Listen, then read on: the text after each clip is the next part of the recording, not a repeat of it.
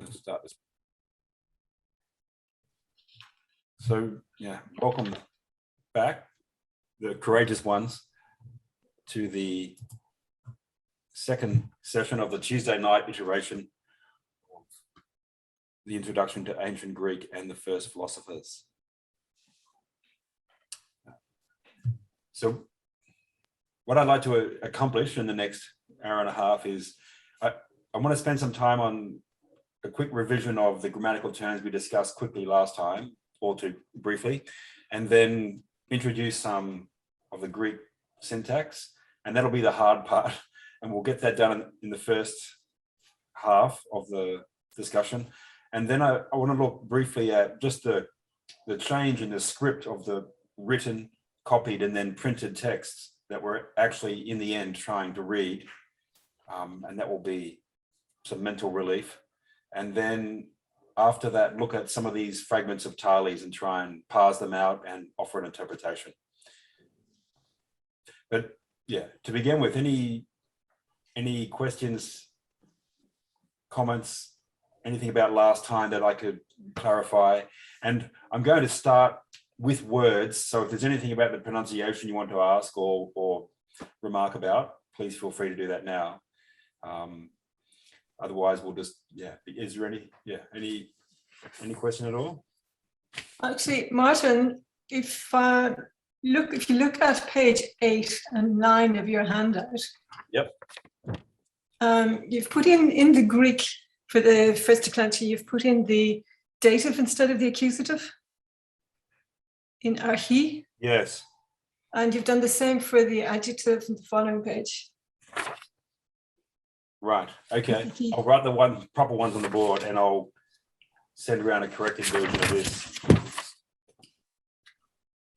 I'm having a lot of trouble with my Greek font, and I'm going to have to change it because I'm having to redo things every line. It's getting frustrating. What do you use? I'm using a font called GFS Pawson, and it's not well supported, but I like it just because it's the closest thing to what you see in, for example, the Oxford Classical Text series. I've used Gentium Plus right. with the polytonic, and it's quite nice. It's quite slim and elegant. Okay. I'll have a look at that. I've heard of it. I'll have a look. There's also the Brill Publishing Company put out a Brill typeface that has every possible diacritical mark and so on. And so I was thinking of using that. I just don't, but it has more the European typeface, which is slightly more interlaced and less clear, I think. Anyway, I'll have a look at both of those and try and fix it up. Okay, so I'll just start with the use that we make in English of the same grammatical forms that we'll look at in Greek. So in English, we indicate the role of a word in a sentence chiefly by word order. So if you say, he robbed a bank, the subject is first, he, Derek. Derek robbed a bank. I could use the name, or I could substitute the name with a pronoun. So the subject comes first, and then the verb, which tells us the action. And then if the verb has an action that carries over onto another thing, if it takes an object, then that comes after the verb. So she ate a meal. Subject, verb, object. So, and all of these relations, such as indicating what's the subject and what's the object, obviously you all are perfectly competent in one, and in some cases, many more languages. So when we're looking at the Greek syntax, all we're doing is transferring something you already know how to do into a different context. Unfortunately, that requires some terminology, which gets intricate, but it's just a way of expressing something that you already have complete mastery of in a different environment. So I'll just start, with the very basics. So every sentence expresses a complete thought, which means it says something about something.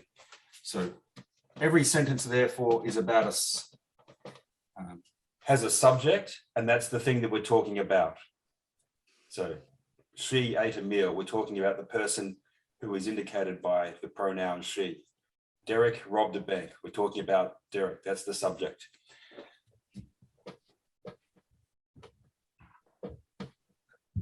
The predicate is what you're saying about that person or thing. And the main part of the predicate is the verb, because that tells you the action or the state of the subject. So the subject is generally represented by a noun, and the predicate needs a verb.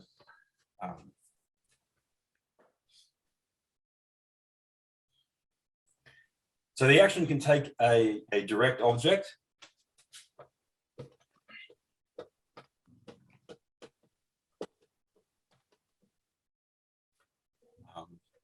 She paid her tax. So the tax is the direct object of the verb paid. And it can also take an indirect object. She gave a gift. She gave her mother a gift. So mother is the indirect object. The direct object of the act of giving is the gift, and the mother is the indirect object.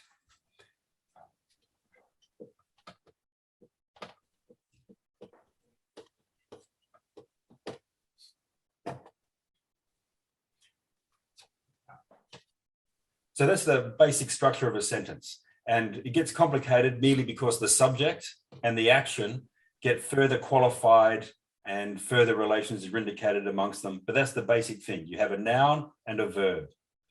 And in the Greek, because the ending of the word indicates who the subject is, sometimes you don't have to have a separate word. You just have a one-word sentence. For example, we were looking at the verb legame, which is to speak, and in the first person singular, lego, I speak. So I am speaking, full stop. It's got a subject and a verb. Now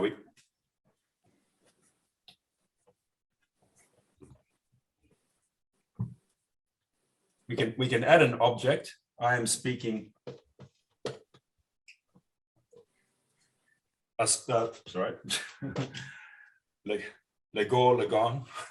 I am speaking a speech. And in English, we indicate the relation between these two words by the word order. The I comes first, then the verb, and then the object of the verb. But in Greek, we indicate those relations by changes to the ending of the word. So lego means I am speaking, and legon means a speech when it's the direct object of an action. So a speech that's being given or criticized or praised or something like that. So the direct object. So that could be at the beginning. We could have logon, lego, and it still means I'm speaking a speech. And the word order has a different meaning in ancient Greek than it does in English. And you can bring a word to the front of the sentence to give it emphasis. And usually the front and the beginning and the end of sentences are the places for particular emphasis. So if you had legon, legor, it would be, it's a speech that I'm giving. Where if you say legor, logon, you're saying I'm giving a speech. So it has a different emphasis and it doesn't have the grammatical meaning that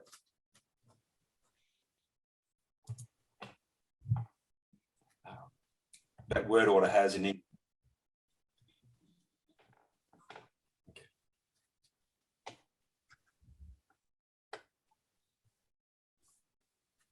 Okay.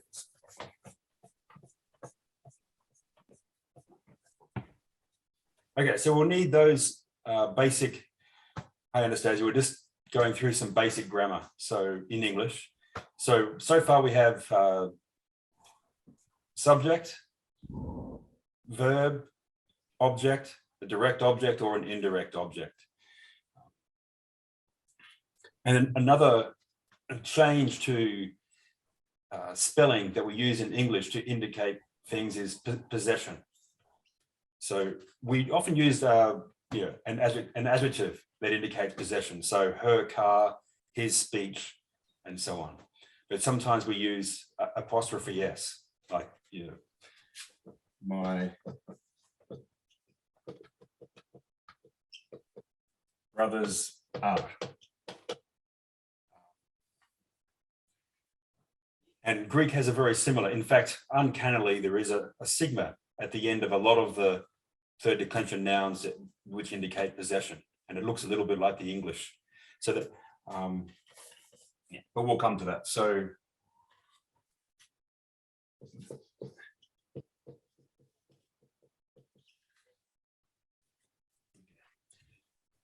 the role that nouns can play in a sentence are subject, direct object, indirect object, or they can indicate possession.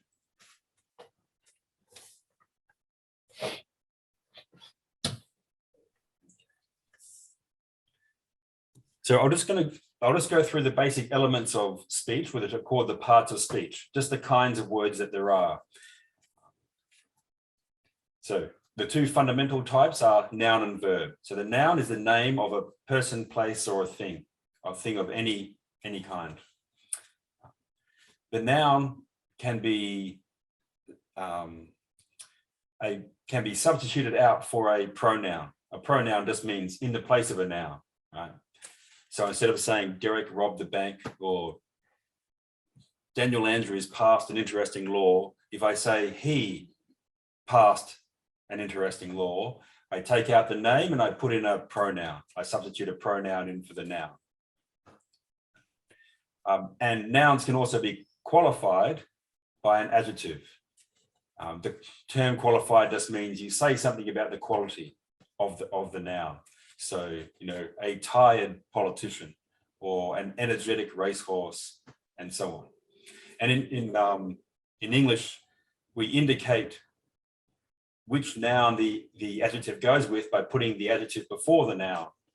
And that's quite frequent in ancient Greek as well. But there are other ways of indicating it, which we'll see. So we have a verb, and in the same way that a noun is qualified by an adjective, verbs are qualified by adverbs. So if you say, you know, she spoke beautifully, they played amiably, and so on. And ly is the key to into identifying a lot of adverbs in English. There's one adverb in Greek which I think, yeah, I don't know if I discussed it last time. AU, and it means well, to do something well in a good manner. And so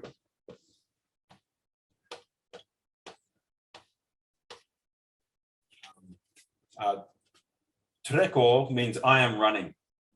If I'm referring to a third person, he or she or it is running, it's treke. And we'll look at the detail of this shortly. But if you say AU treke, it means he or she is running well. So adverbs qualify verbs in the same way that adjectives qualify nouns.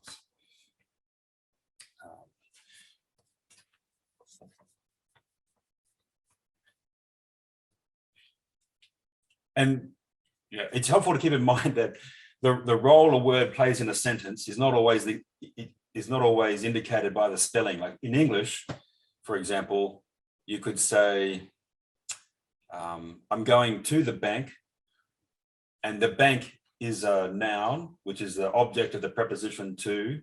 So it's a thing. It's in this case, it's a place. You can also say, don't bank on that, right? And use the same word bank as a verb, right? So sometimes you'll have the same spelling of a word and it'll be used as it'll have a different role in a sentence as a verb or a noun and so on. And the parts of speech are defined the role that a word plays in a sentence. So I've just mentioned preposition. So a preposition, preposition. It's a word that you place before a noun to bring it into a sentence. So it's prepositioned. It's positioned before a noun to introduce it into the sentence. So in English, like for example, into the bank, we have into, then we have the definite article, and bank is the noun. And Greek has a number of prepositions that have a similar function, indicating all prepositions originally seem to have a spatial or temporal sense. For example,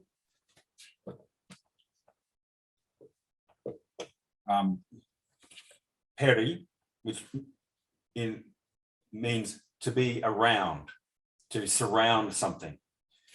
As in, for example, the English word perimeter, the measure around something. And then it comes to have the metaphorical sense of concerning or about. And so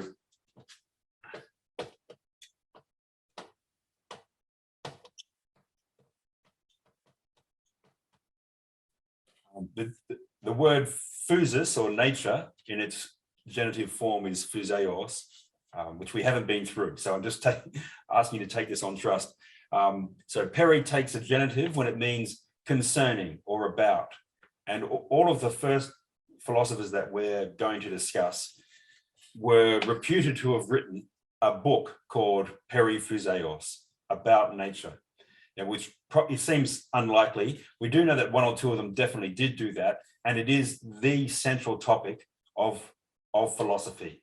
The discovery of the notion of nature is the same as the discovery of philosophy, because it refers to a standard independent of human making or human wishing, and an intelligible standard that can be studied, as opposed to, for example, a mythos, a myth that is told by a poet who begins the poem by appealing to the muses to inspire him with a story. So that's taking something upon a kind of authority.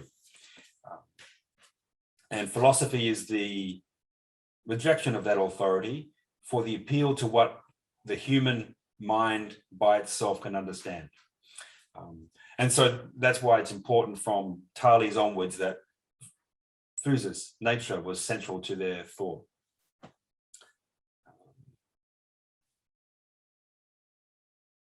Okay, so conjunctions.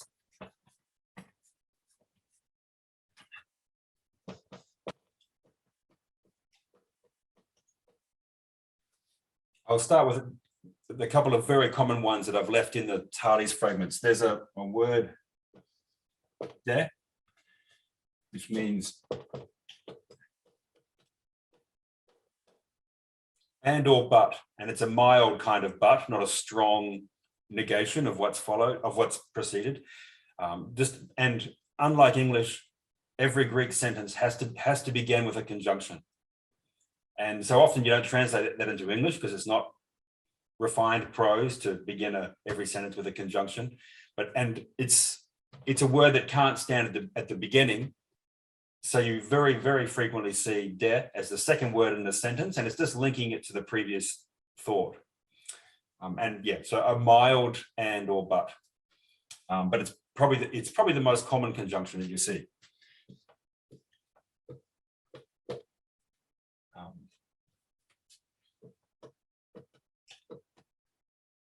So the conjunction kai means and. If you have kai and then a thought and then another kai, it can be both this and that.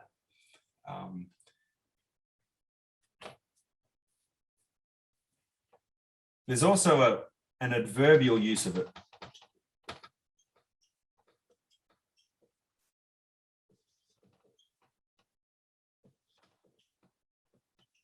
As also or even, which is a bit like et in Latin. You know, in Julius Caesar, when he's being stabbed, Caesar says, et tu, Brutus, right? So you as well, et. So et is normally and, but in this case, it has this adverbial sense of you too. You're also stabbing me in the back. Even you.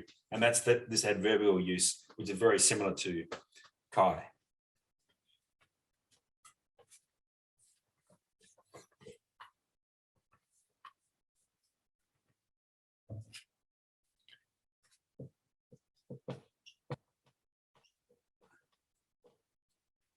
There are a large number of very small ancient Greek words. They're collectively termed particles because they have different uses that are partly as conjunctions, partly as adverbs, and yeah, they have their own special meaning, which is not easy to translate, and I'm going to give you the main example now. But they're very revealing because they indicate how thoughts are layered and compared and put in parallel. And the most common one is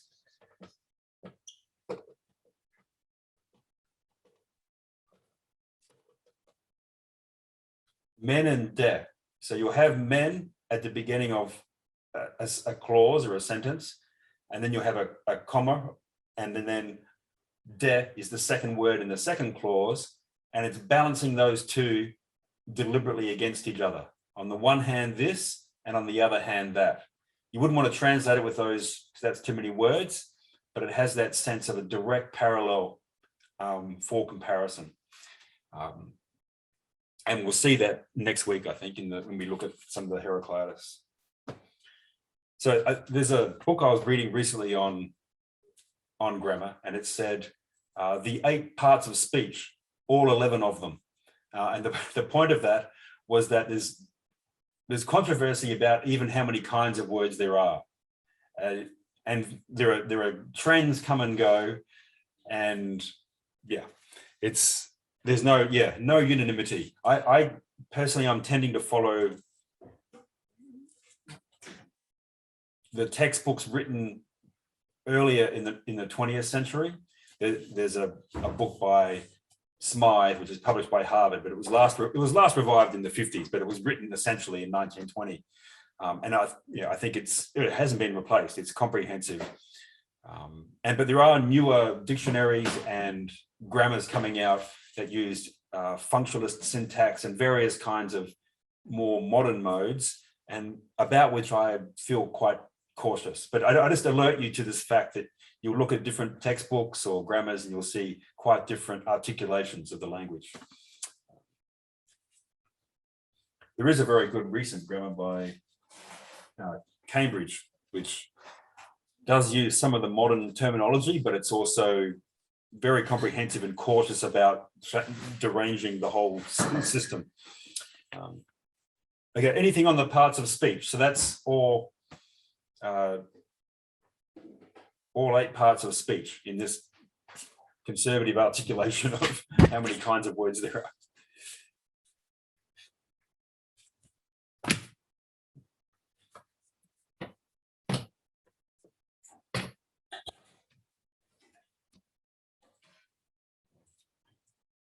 Yeah, so we'll start with the nouns.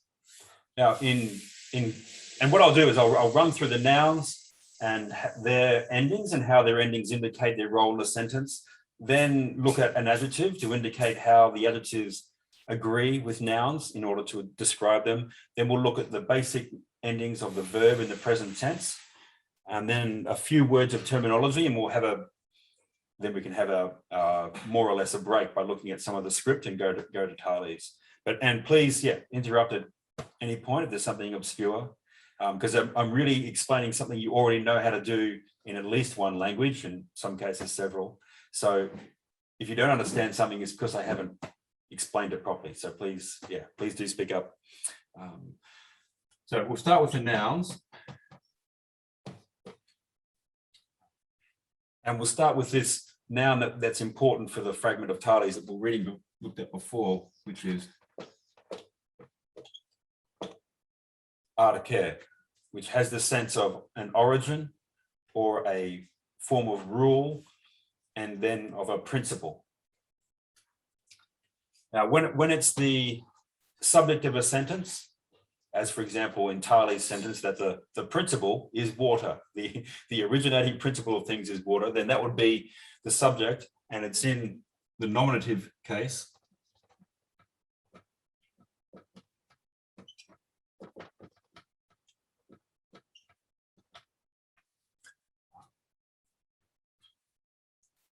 And I'm going to go through the other. There are actually 5 cases. There's a case called the vocative, and case just means form of a noun to indicate its role in the sentence.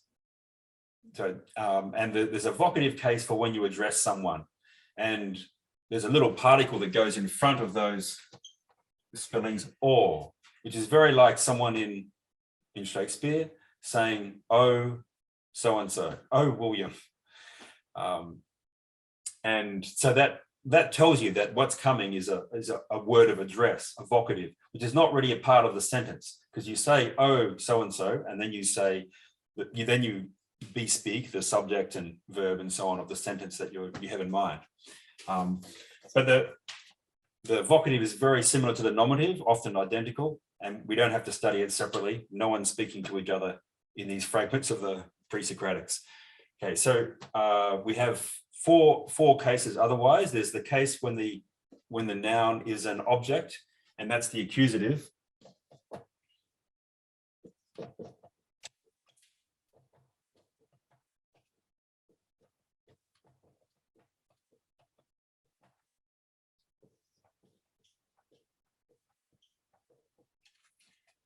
That's arcan. And so the ending for this pattern of words is when it's in the nominative, when it's the subject, and when it's the object, and in the accusative case. And we, to understand Greek, we need to learn patterns or paradigms of words. And in the nouns, there are three major patterns. And because originally a grammarian thought that this was the main form of the word, and you declined from there into various different endings. And so these patterns come to be called declensions, just a pattern of noun endings. And so this one is the first declension.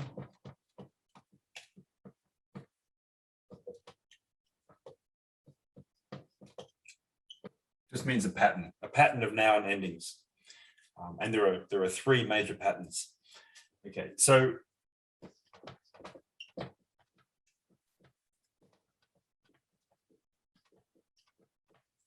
the nominative and the accusative are the main cases that we need to understand for what we're looking at tonight. I'm just going to introduce the two other cases just as a preliminary for later study. So the genitive is cares.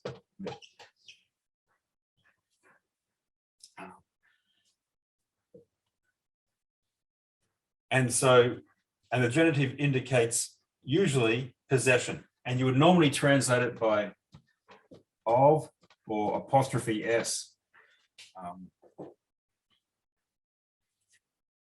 So I'll just give you an example. So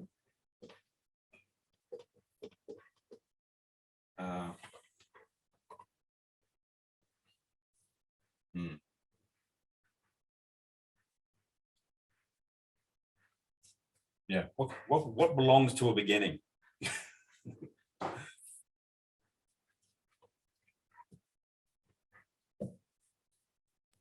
Beginning of the world?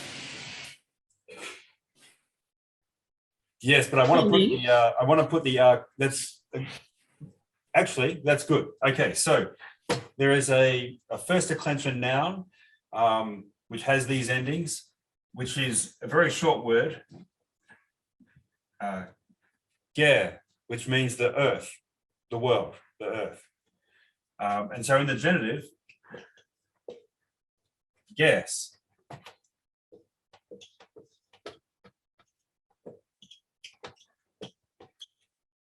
So arche, ges, is the beginning, and that's the subject of this little phrase, beginning of the world. So the genitive indicates possession or of. Or you could say the world's, apostrophe s, the world's beginning.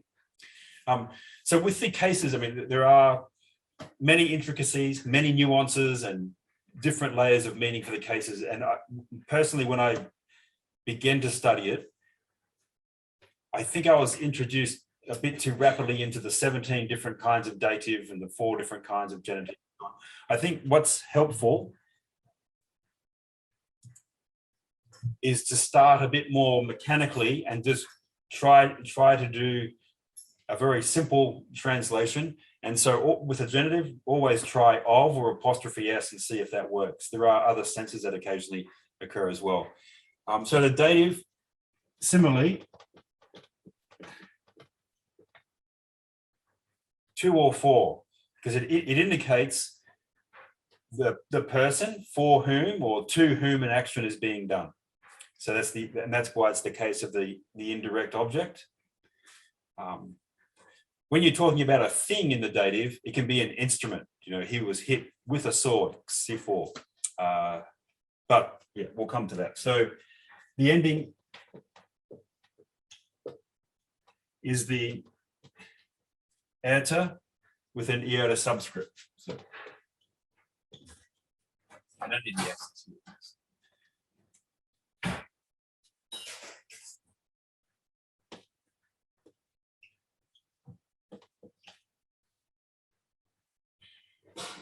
Martin, I can't actually see that. It's just too small. These or No, the one you just did. There. Oh, sorry, over here. Or sorry, you've gone muted, Eric. For some reason. The iota. Okay, yeah. Let me create some space.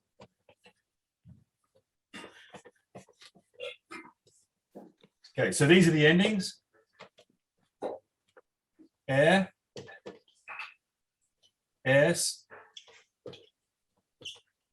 eta with an iota subscript, and an. So that's all in the singular. We're talking about one earth or one beginning. In the plural,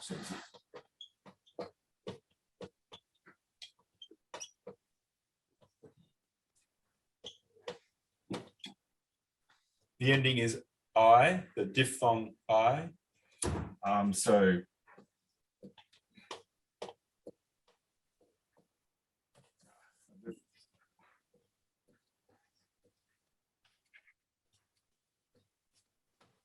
archi.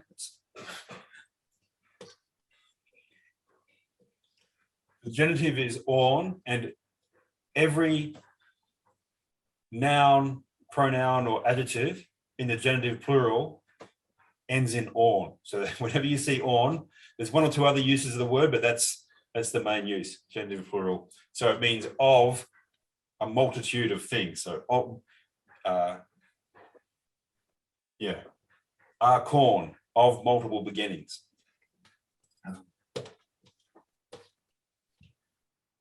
Ice, yeah, two or four of the beginnings, and as, arkas, beginnings as the object of a verb. Now we're mainly concerned with the nominative and the accusative today, but I'll just introduce this.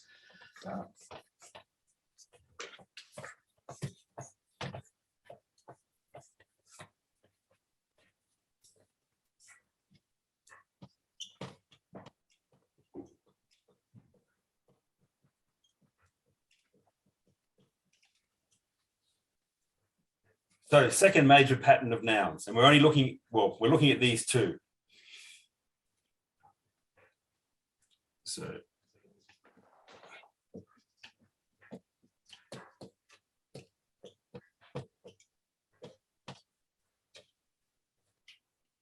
So logos is the nominative for the word for speech and sometimes for reason, conversation.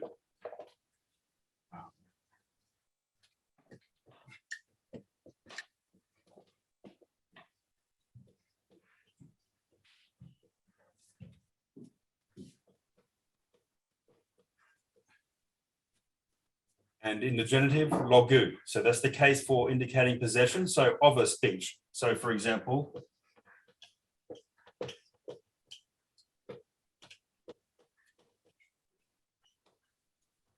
artike logu is the beginning of a speech, or the speech's beginning.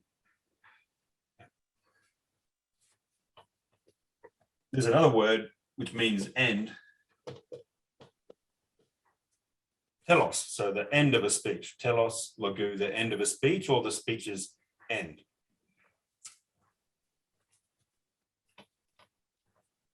So is that making some sense, that use of the case? Okay.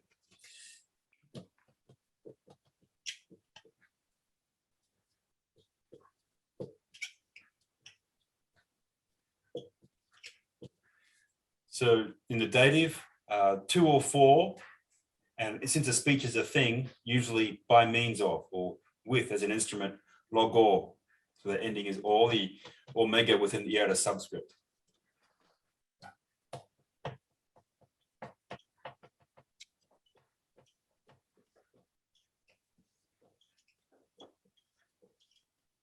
And in the accusative, the ending is on. So logon is the form that a second declension noun has when it's the direct object of an action. So we have the word okay, logon. So he or she is giving a speech. Speech is the direct object. If you wanted to say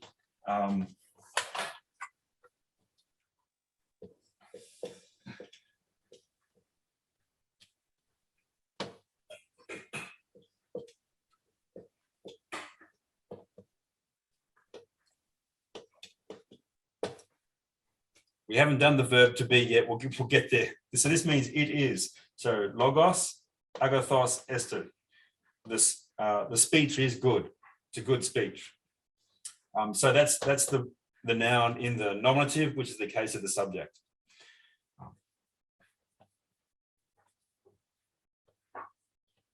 So that's the singular. We're talking about a speech or the speech.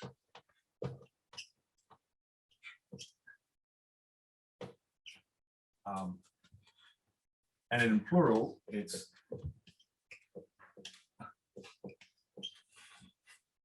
logoi, the speeches, as the subject of an action, or the subject of a sentence. And the genitive,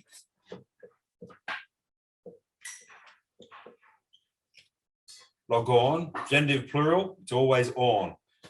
There, disappointingly, as with absolutely everything, there are exceptions, but they're incredibly rare. You only see them in Pindar and in the verses in Greek tragedy that are the choral verses that are sung. But yeah, logon, you see on, the genitive plural. The dative,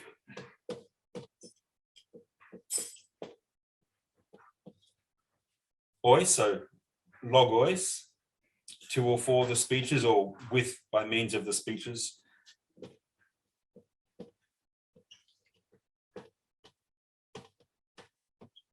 And logus, so lege, he or she is speaking, lege, logus, she is speaking the speeches.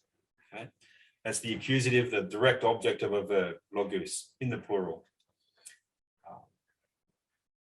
So we've been through, that's the basic pattern of the two major paradigms for nouns. And the ending changes to indicate the role of the noun in the sentence, whether it's the subject, the direct object, indirect object, or it's indicating possession.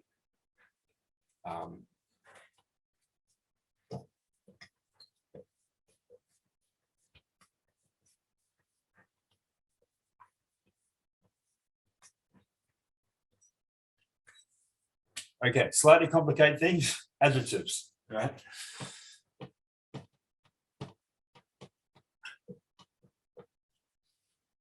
Now, every noun in Greek has a grammatical gender. So it doesn't occur in English. It does in other modern European languages like French and German. Every noun has a gender. And you can tell the gender by one of the main adjectives, which is the definite article.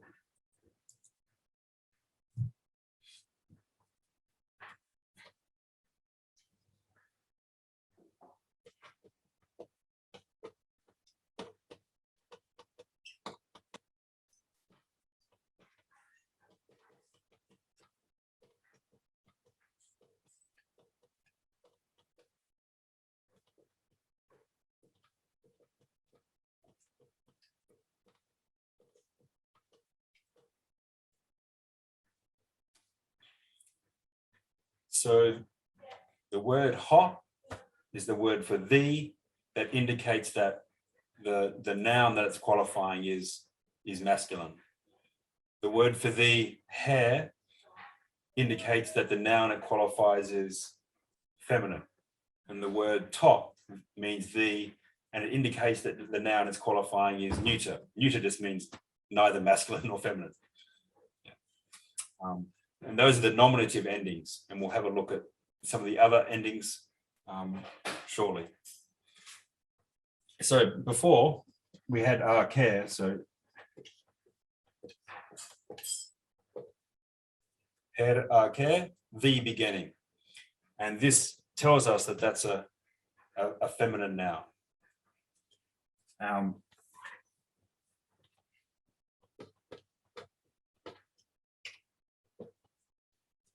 Ho logos, that's the masculine definite article. So it indicates that this is a masculine noun.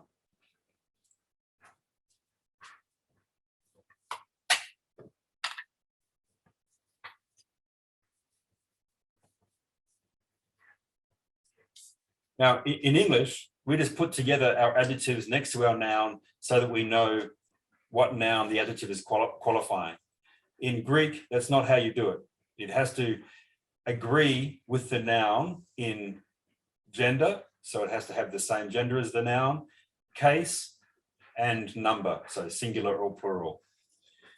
So I'll just put the definite article up. It's the most important adjective, and we'll go from there. So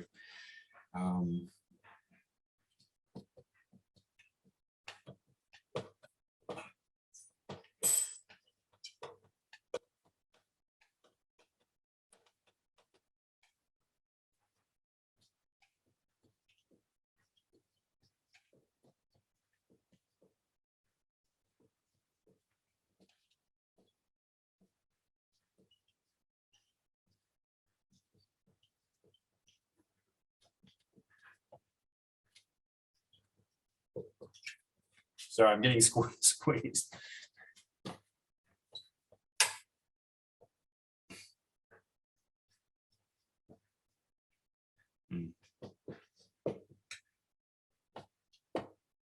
Yeah.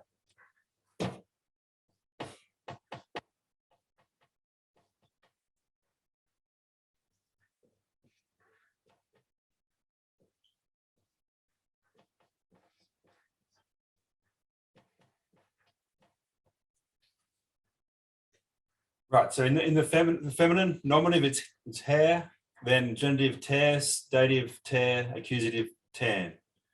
In the nominative, in the plural, high. So high, artikai. That's the beginnings when that's the subject of a sentence. And torn, corn is of the beginnings. Tais, kais is by means of the beginnings or to or for the beginnings. And tas, artikas is the beginnings as the object of an action.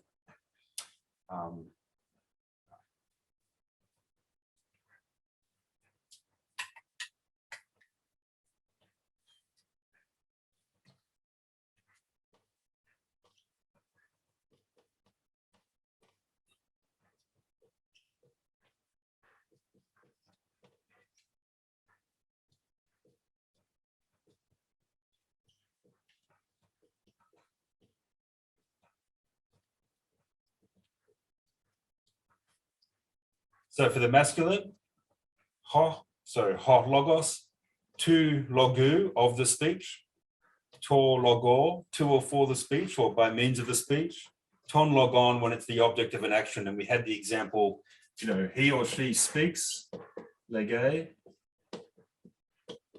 ton, he or she speaks the speech. And in English, we tend to avoid that alliteration of sounds. So we would say, she delivered a speech or she gave a speech. In Greek, it's much more common to keep those roots of words together that have the same sound. Sometimes to make a joke, but sometimes actually it's meant to be a remark of rhetorical purposes. So you'll see things like lege, ton, logon. He or she speaks the speech.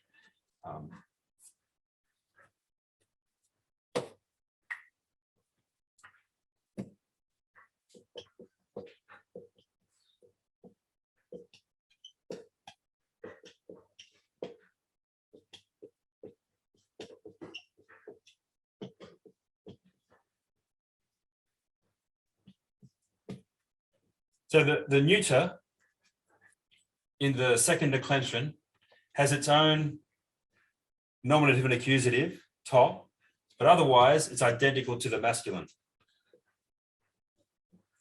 And we don't actually have any neuter nouns in any of the fragments of Tali. So it'll be at least a week or two before we get to one. So, but I'll just introduce it so that it'll be somewhere at the back of your mind when we come to them. And then in the plural, it has the same in the nominative and accusative. So ta, and then in the genitive and the dative, same as the masculine. So once you learn the masculine, it's not very hard to add the neuter. Martin, you have in our handouts in the neuter, you have the accusative as on. In the singular, is that there?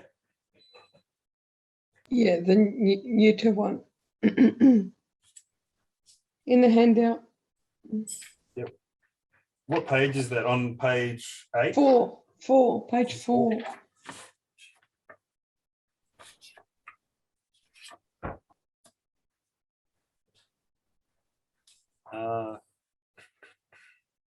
For four, I've got the pronunciation page. Is that right?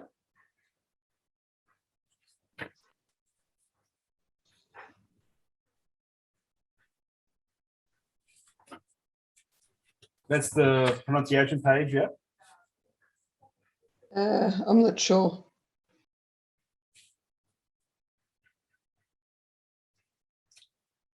If I'm the only one that's got that, that's fine. It's just I noticed that you've got the same accusative for masculine and neuter.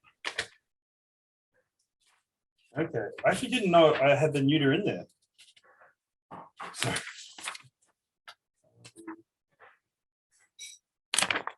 Am I the only one that's got that, or did I print something wrong maybe? No, I'm sure I've got something. Can you actually hold that piece of paper up again?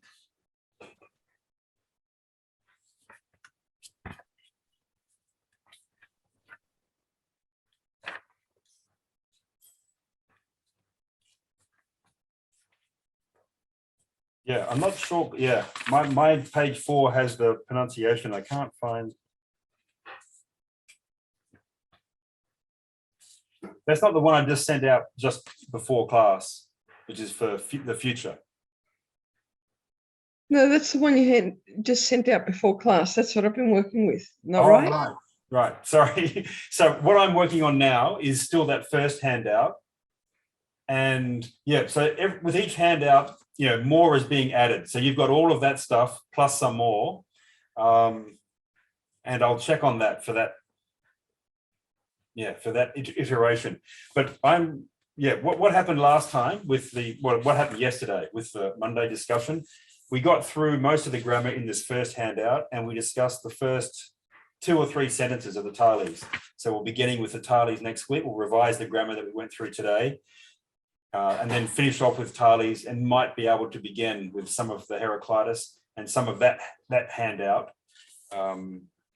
But yeah, I think it's more important that we get things fairly clear than that we make we're making rapid progress through vast stretches of grammatical theory, but yeah, it's important that we grasp as fully as possible what we have got.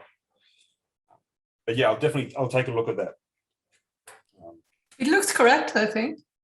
I've got ton and to for masculine and neuter accusative in the second handout. Looks correct.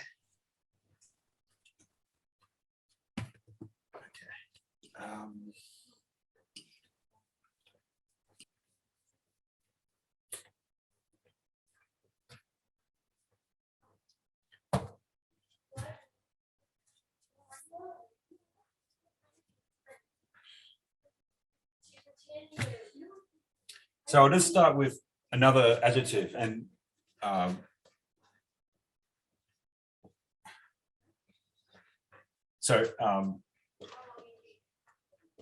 agather, that's a very badly written.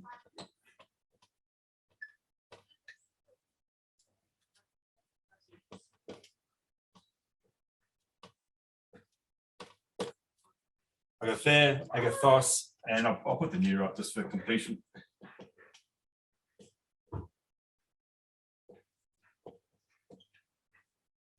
Agathon in the neuter, in the nominative. Agathea, agathos, agathon. And so in a dictionary, you'll see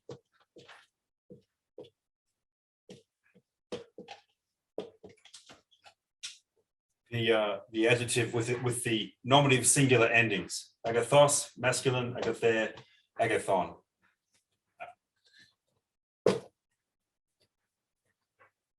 Now, I'm just going to write these up just to show you how similar they are to the definite article, which is an adjective itself. It qualifies a noun by telling you that you're pointing out to this particular beginning or this particular bank or this particular person. So the ending is air, s, and with the note subscript, and I, on, ice, arts. So that's the definite article by itself. It's high, and now it's I on the end of the word. On, genitive plural, is always on. Ice is, and now with the article, it's tice and tas. So there's a tau added to the versions outside the nominative.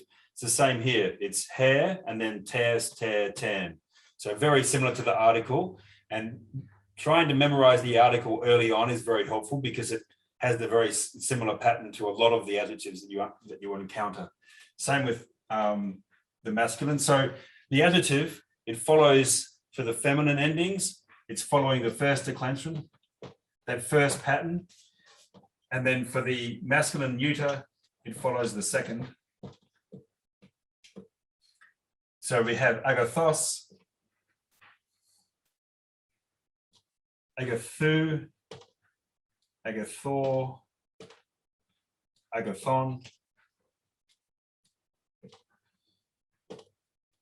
agathoi, agathorn, agathois,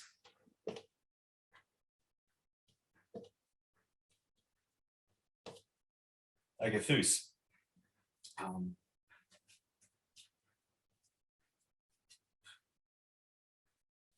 So, and the neuter, agathon, agathou, agathor, agathon. So again, the neuter has its own nominative and accusative, and then it follows the masculine and the genitive and the dative. In the plural, on, voice.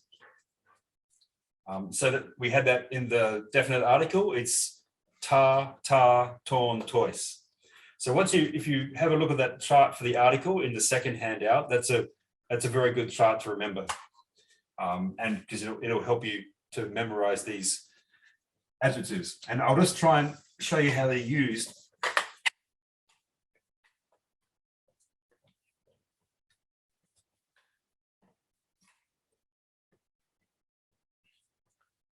So definite article, masculine definite article in the nominative.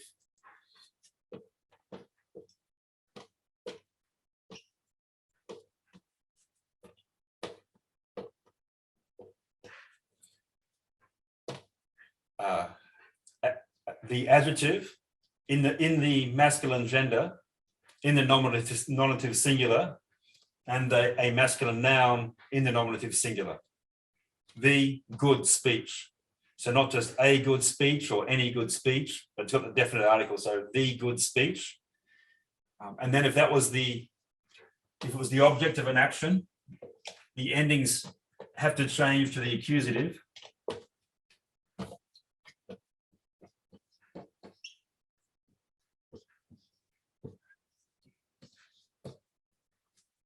It's a slightly awkward sentence, but he or she is speaking the good speech as opposed to the bad speech. So that the article picks it out as this one, the good one, not the bad one. Now, so we have a definite article in ancient Greek, the word the in English. We don't have an indefinite article like a. In English, we use a or an.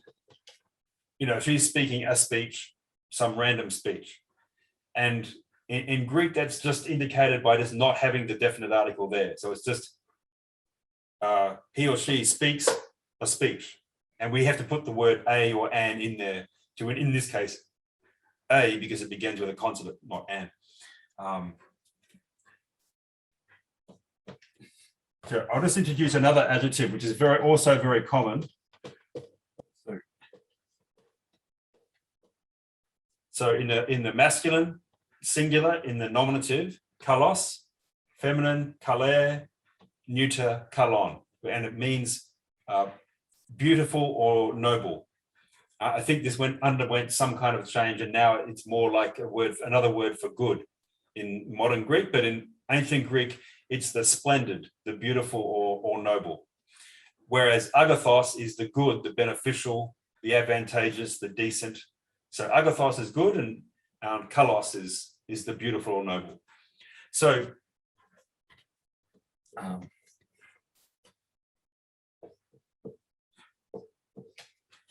Legay kalon logon, he or she is speaking a beautiful speech, or the beautiful speech. She's giving the beautiful speech, not the other one.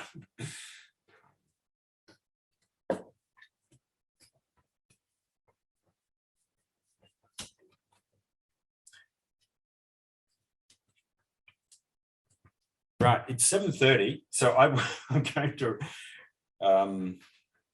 going to run through the very basic endings for the verb, and then we'll have a quick discussion of the script, and then go to Thalys. So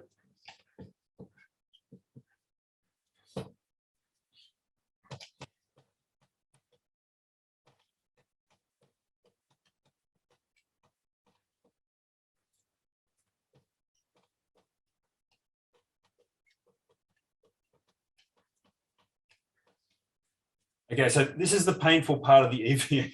I'm going to explain these terms that articulate how verbs indicate various relations. And we're only interested in one very, very particular set of endings and very, very particular set of meanings, which I'll get to shortly. But I just want to indicate something of the broader horizon, because later on we will add variety.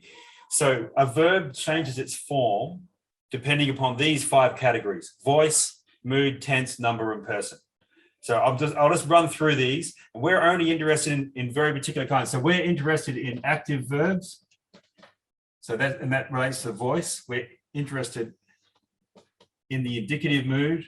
So we're interested in statements. In this course, for the whole 6 weeks, we'll mainly be talking about the indicative.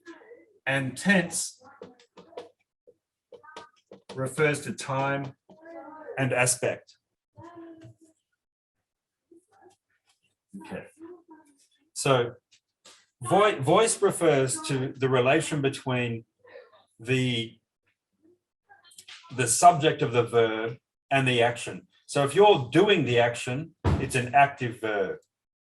The man ran. The politician spoke, the soldiers fought. The subject of the verb is doing the action. Now, there is another voice, which we have in English, which is the passive voice, and that's when the action is occurring to the subject of the verb. So I found this very easy to remember when if you connect it to politicians, right? So if you use the passive voice, you don't indicate who did the action. You say, you don't say, I bribed so-and-so. You say there was bribery. Bribery occurred. Someone was bribed, right? So the someone is the object of the verb bribe. The action is happening to them. They're not bribing anyone, right? And you don't have, you could end up saying, someone was bribed by my office, right? But you don't have to indicate by whoever it was done. So that's why you hear it a lot in political discourse, because no one has to take responsibility. You just say there was an accident, bribery occurred, or whatever it is. That I just found, for some reason, I found that as a one way to remember it. But we'll look at the passive after a while. So the passive is when the action is occurring to the subject of the verb, right? So that's the voice, and we're interested in the active where the subject performs an action that has an effect on others or other things. How do you say, I don't think it, I know it? How would you say that? How do you mean, sorry? When you were discussing a politician, if you wanted to say about him, it's been in the news for the last 2 days, after all. Yes. I am very, apart from certain things that I'm extremely concerned about right now, I'm news illiterate. Okay. All right. Well, We'll say a lie occurred. Yes. A lie occurred. Okay. We don't know who's lying. No, a lie, yeah. So the passive would be a lie was told, and you don't have to indicate. You don't have to indicate who did the lying. Okay. In the active voice, it would say, "I lied," "She lied," whatever. Okay. Yeah. All right. A lie was told. All right. I'll go back in my box now. Just. So the indicative is the mood for statements of fact. So, you know, the first principle of all things is water, is one of Tyler's dictums, right?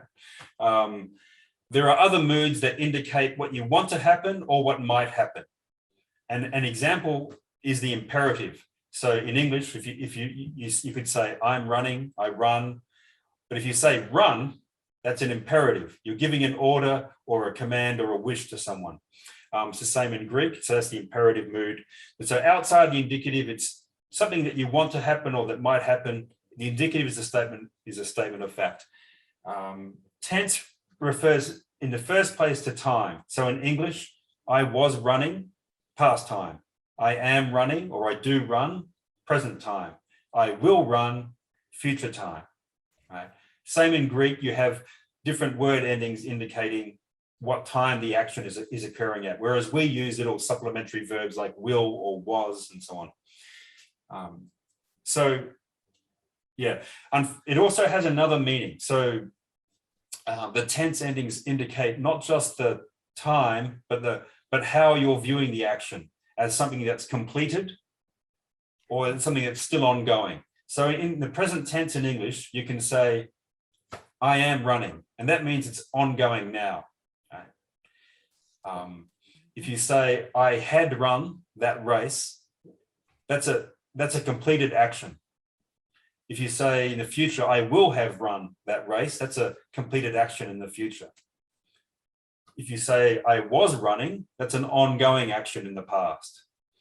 And this is called aspect, whether you look at the action as something that's completed or as something that's ongoing. And the present tense is an incomplete, imperfective verb in Greek, so it means an ongoing action. So it also refers to person and number. So person is singular and plural, and number is singular and plural, but person refers to the relation between the person who is speaking the sentence. So every sentence has an implicit speaker, and the action. So if you say that I am running, it's the first person because the speaker of the sentence is identical with the subject of the verb. The second person is when you're addressing someone, the speaker of the sentence is addressing someone, you are running. And when you're speaking about someone else, you're speaking to someone, but you're speaking about someone else, that's the third person, a third party to this sentence. Does that make some sense? Okay. So in the active indicative of the present tense for the Greek verb, and I'll take, treacle.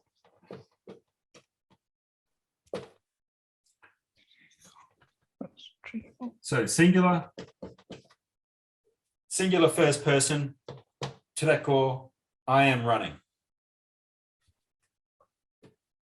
Second person,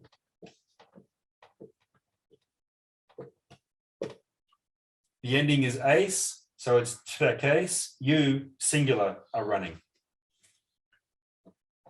third person, the ending is a.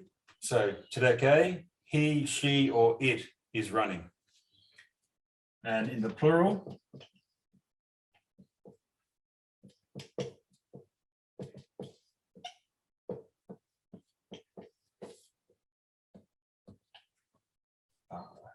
the ending is omen, Terekemen, we are running.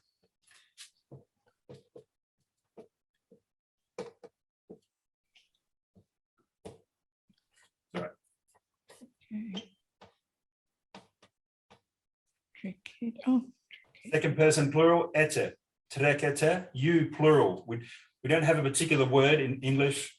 There is a colloquial Australianism like yous are running, indicating more than one. In America, where I was for 12 years, and so I would teach Americans, and I can communicate this by saying you all are running. So you plural, you singular, Terekes, one person, you were running, Terekete, you plural. Third person.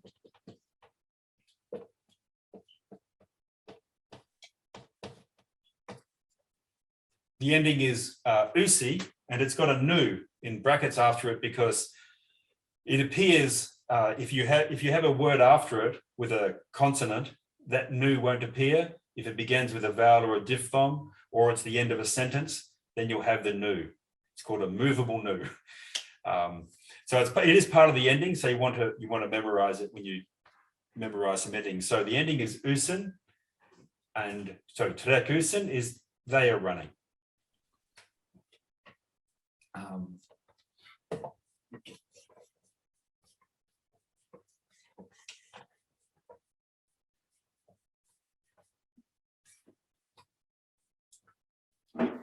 Now, we'll go through all these things several times, and the next time we go through it, we'll be using some fragments of Thales just to pick out words as examples of how to decline or conjugate them. So, yeah, I'll leave that till then. And if you just excuse me for one moment.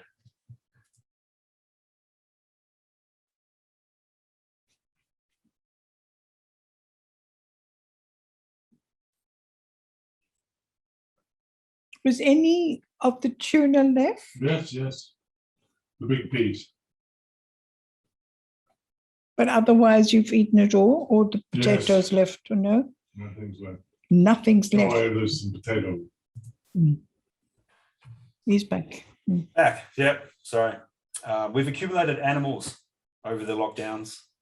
So now we have a small farm in our apartment with, and occasionally a rabbit will come to the door and request to come in. Okay.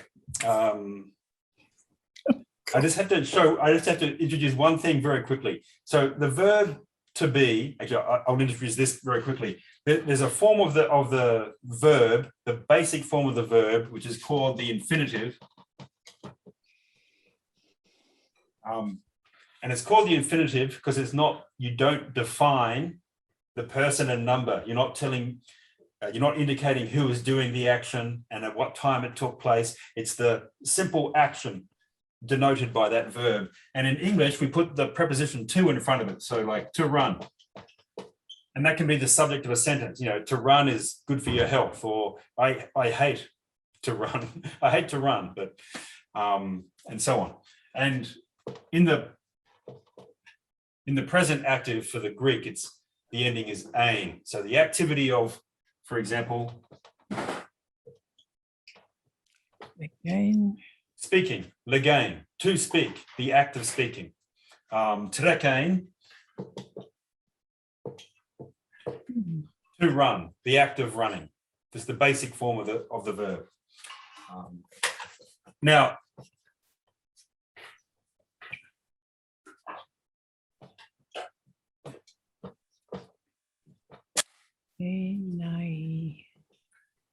so the basic form of the verb to be is einai, to be, or being.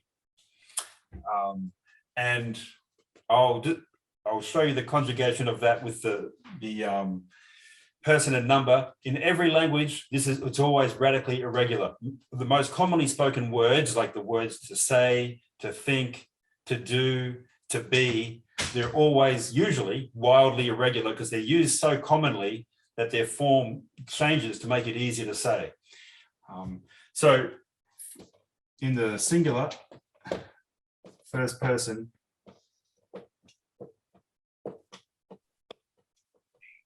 it's Amy, I am. We're only really interested in the third person singular. We won't use the others for at least a few weeks if we use them all. So when we get to the third person singular, that's what we really want to focus on. Okay. Sorry, that's a very poorly written.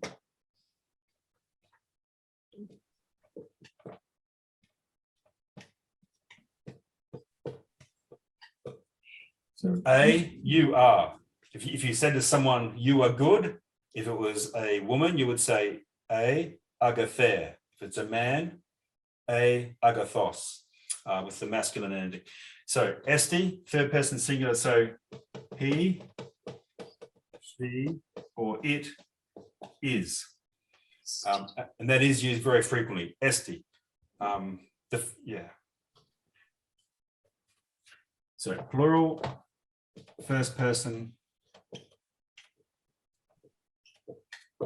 We are Esmond. We are.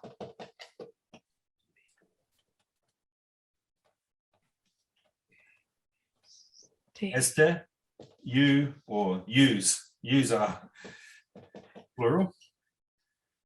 And third person.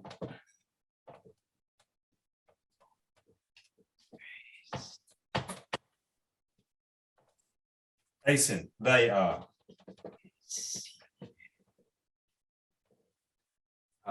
So Asin, agathoi, they are good.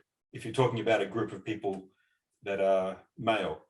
Asin, agathai, they are good. If you're talking about a group of people that are female. Okay, but yeah, Eston, that's the main one we want to have. Okay. I just thought I'd quickly bring up from the first handout.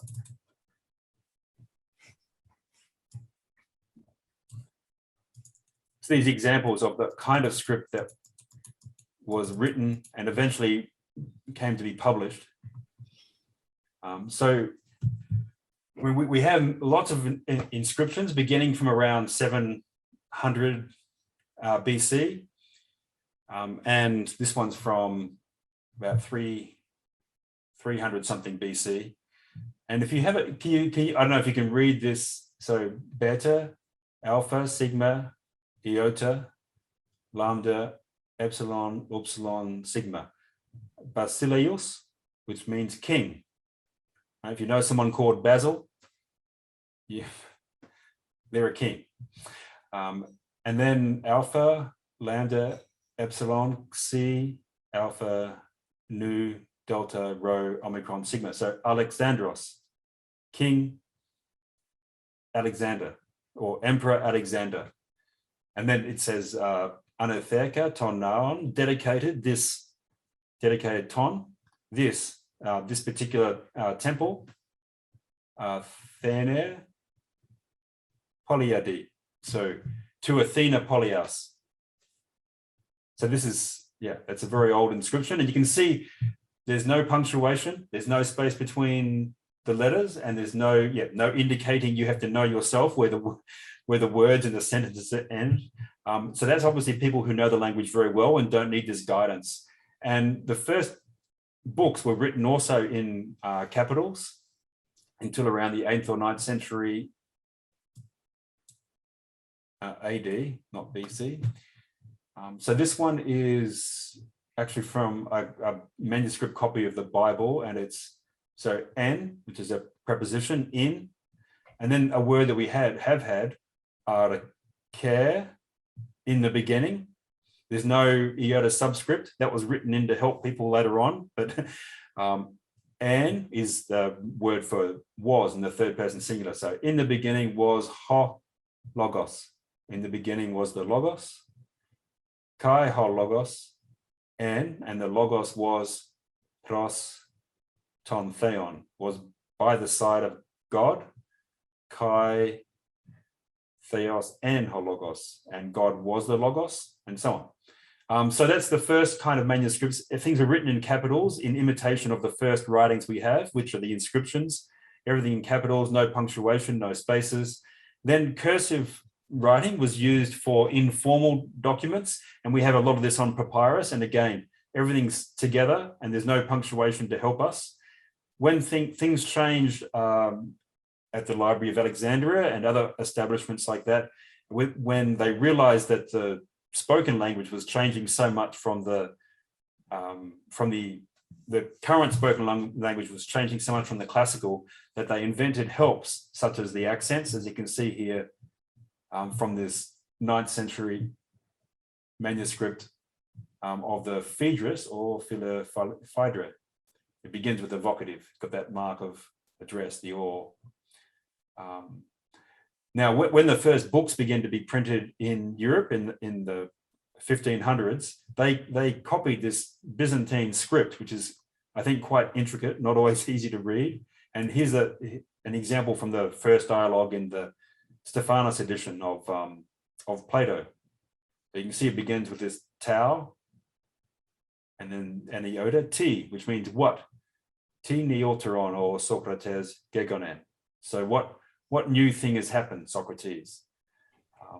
And that's now in the 19th century, in the English-speaking world, Oxford and Cambridge changed their script, the printed script, and based it upon a classicist called Richard Pawson, who apparently had a very beautiful hand, and they mimicked it in their printed works.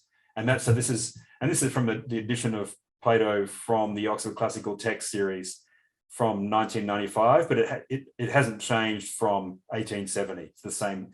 They've been using the same script. There are three major publishing houses for classical texts: Boudet, French, and Teubner, German, and Oxford and Cambridge in the English-speaking world. And the European, the script tends to be slightly more intricate, a bit more like that, but not as difficult to read as that, but not quite as, I think, clean as this. Okay, that actually brings us very close to time. So we'll probably look at the first few words of Thales, and we'll have a bit of a grammatical revision next week, and then try to read the rest of Thales. I stuck in a little cartoon as relief from the grammatical rigors. I invite you to read it. It actually replays a story that Aristotle tells in the first book of the Politics. Thales was annoyed at being seen as a theoretical nerd with no practical nous. So he used his astronomical knowledge, his knowledge of the science of nature, to find out when there would be a large olive harvest. And he purchased all the olive presses when there was going to be a very big season, and then rented them back at an enormous profit when there needed to be a harvest. I don't know if the story is true, but Aristotle tells it. So we can begin at the beginning, and I better stop sharing so that I can write things on the board.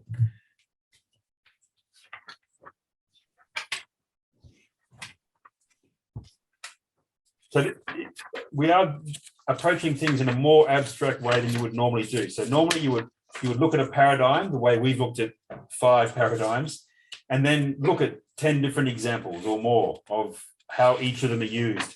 And we're not doing that. We're going straight to look at, we're looking at a very few examples in order to try and have some access to these texts.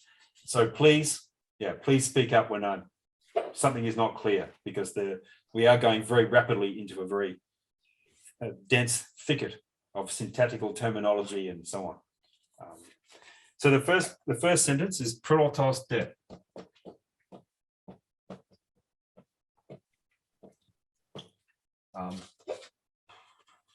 Lege.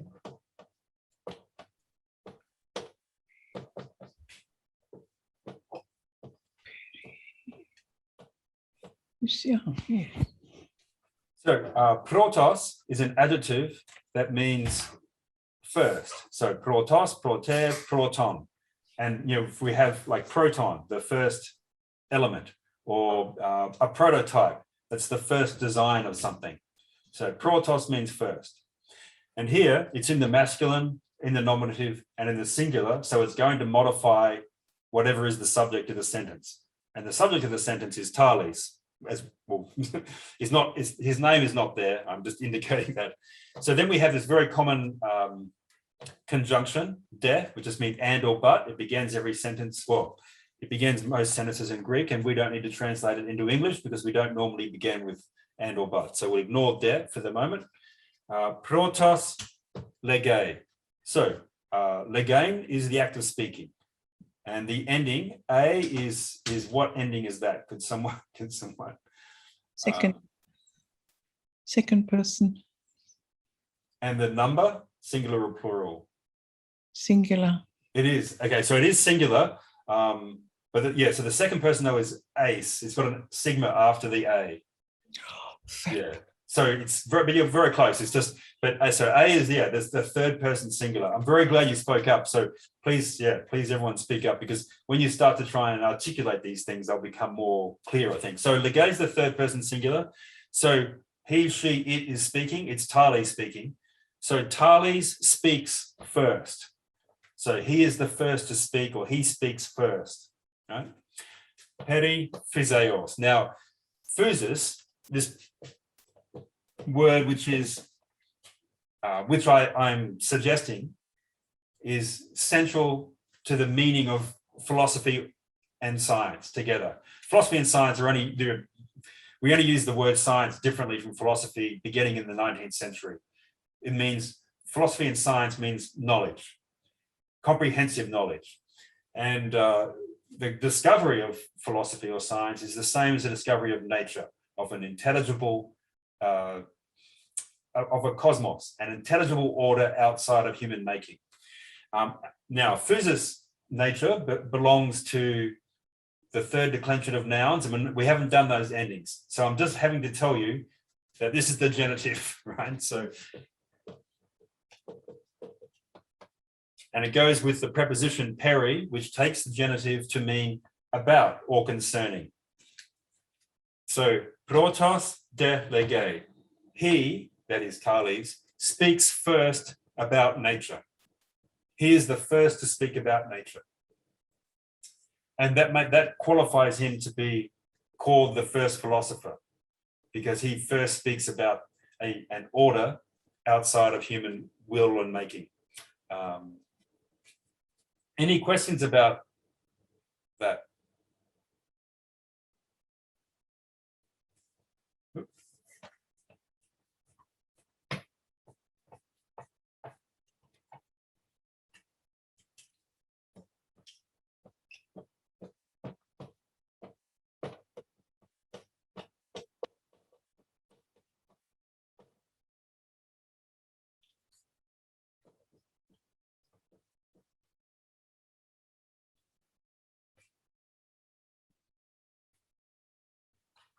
I'm just going to modify it slightly to make it a bit easier, I think, for the word order. Yeah.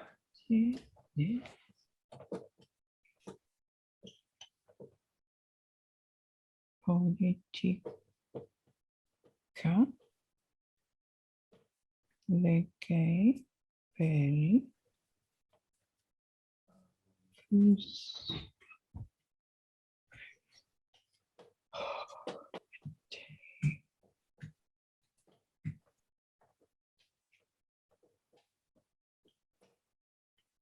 Okay.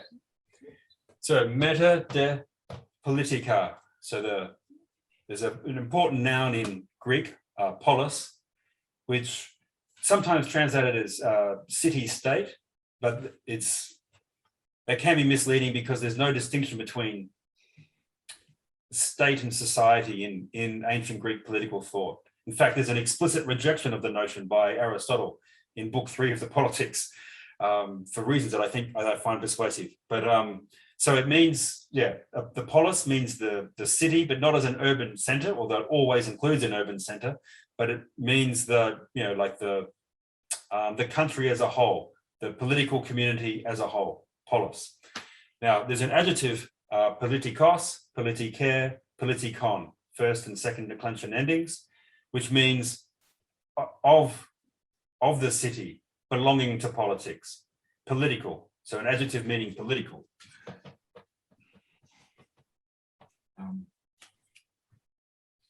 Now, the ending is that neuter ending in the accusative plural, politica. So there's no noun. There should, in Greek, this is extremely common, and this is why I'm introducing you to this complexity now. There's often, you have to think of a word for things. So political things. So meta is not the name of a global corporation that wants to run your life through the computer. It's a preposition which takes an accusative case and it means after. So meta de politica means after political things, after the things that concern the polis, the political community. Lege, he speaks.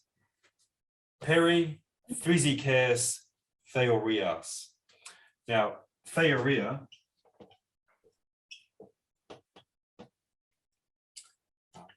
is a feminine first declension noun, theoria, and it ends in an alpha and not an erta, the way archer is a feminine first declension noun and ends in an erta. That's because in the first declension, the feminine nouns can either, in the singular, they either end in an alpha or in an erta like archer. In the plural, they're all the same. It's always I, on, ice, us. But in the singular, it could be theoria, theorias, theoria, theorian, as opposed to arcan, arches, and so on. So that's the genitive singular for theoria. We've just come up to 8. I'll just finish this sentence in 2 minutes. So just quickly, so there's a word, theos is a god. Theia is a goddess. So there's an adjective, theos, theia, theon, which means divine. So originally belonging to the gods. So in the plural, in the accusative, it's theia, divine things. And this word, theoria, is a combination of theia, the divine things, and the word for seeing, horan, to see. So theoria means to look upon divine things.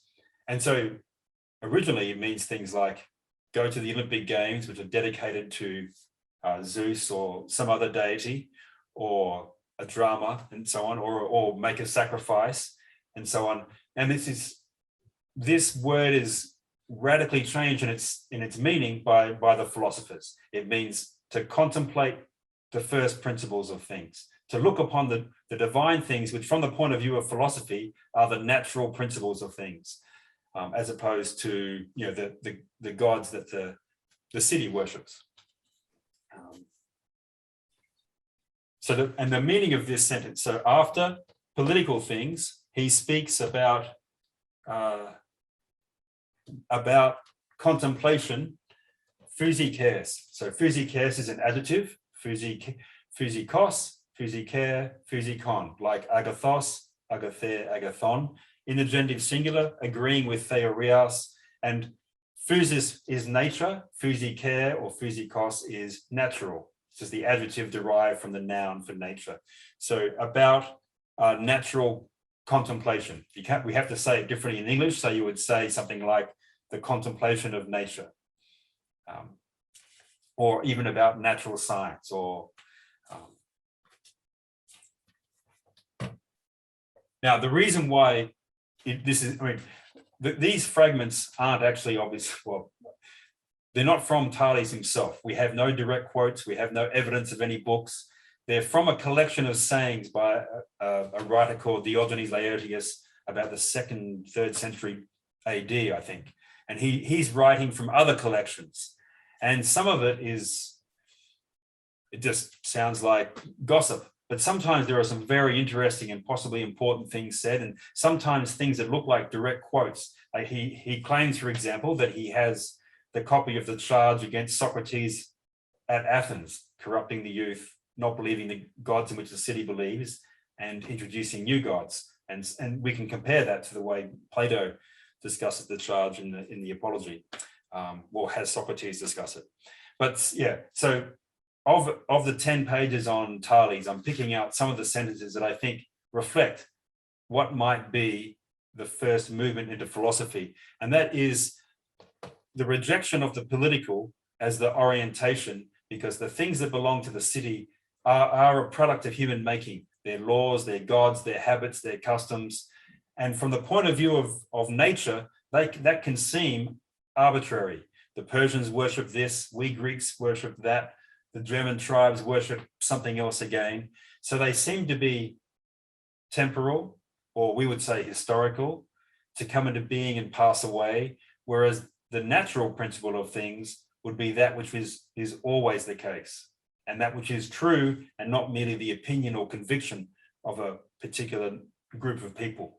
So the first step in philosophy does radically deprecate the opinions that a community holds for this sort of splendid, lonely, isolated understanding of what's actually true. And we'll see from the first fragment of Heraclitus that, several of these thinkers discuss the political community as if people are asleep and dreaming, which has the same kind of evanescence of political beliefs and so on. And that undergoes a big change with Socrates, as we'll see. But I've taken us over time. Sorry. Obviously you'll have urgent things to do. I feed children to feed or whatever. So we can end at this moment, but I'm happy to stay. And if anyone has any questions, because we have been through quite a lot, I'd be happy to discuss. So. I have to go, Martin. Okay. Thank you. Okay. I learned a lot. Thanks, Eric. Thanks. We'll speak to you soon. But any clarifications that I can offer about anything? Or I just want to say thank you. This is really profound. Like just the journey you're taking us on, like it's so dense, it's so rich what you're teaching. It's incredible. So the whole patterns, the groupings. I think you've given us a year's lesson in an hour and a half. That's my fear. I'm sorry. No, it's just incredible. So I think you condensed 6 years of modern Greek primary school education into 1 hour. So thank you. Oh, yeah, I hope it doesn't get too overwhelming. And with that email I sent just before class, the JACT organization in Britain, some of those videos I think are quite helpful to run through. Yeah. No, thank you. So. Sorry, I have to go now, but I want to say thank you very much. Thanks, everyone. Thank you, Martin. Sorry, I See you can't. next week. Yeah. Bye, everybody. Thank you so much. Thank you. Bye. Bye, everybody. Bye. Bye. Hi, Martin, thank you so much. It's really, I'm really enjoying these classes. Thank you. Oh, great. Well, thanks. Thank you. Yeah, thank you. Likewise with Anastasia, I went to Greek school from grade 1 through to year 12, and I went. The principal at the school that I went to was hardcore on grammar, and we taught every week. It was drummed into us. So these it helps to hear it in the English language as well, because I now understand a little bit more about for example, the nominative and the dative and however you've called them in English. I know them in Greek, and it was very rote learned. We learned it in terms of it was rote learning quite substantially, but we were able to practice it at home. But this has really cemented some of the things I learned and brought back those memories. So although it's modern Greek, there's still the same conjugation of verbs and nouns as well, and the plural and the singular, and there's another tense, another verb when you're doing something yourselves as a group. But thank you. I really found that, as Anastasia said, really helpful and profound. That's Yeah, great. thank you. Yeah, it's amazing how much you keep when you study language, and then even if you neglect it for a number of years, as I've done with some languages, and you start to look at it again, and it comes back. Yeah, and even like the subject, object, and so forth, it doesn't fit in the same way in English as it does in Greek. I often find I'm trying to say something in English, but I'm actually thinking Greek, and Right. my words might come out very mumbled, and I'm mixing things up, and I realize, oh, actually, I'm not speaking properly because my grammar might come out a little bit odd because I'm thinking in another language, and I'm so used to it having spoken Greek at home. Right. You know, Right. but this is very helpful. Thank Oh, you. good. Thank you. Have a good week. Thanks Yeah, very much. thank you. We'll speak to you next week. Thanks, Martin. Have a nice evening. Yeah, thank you. You too, Jackie. Bye-bye.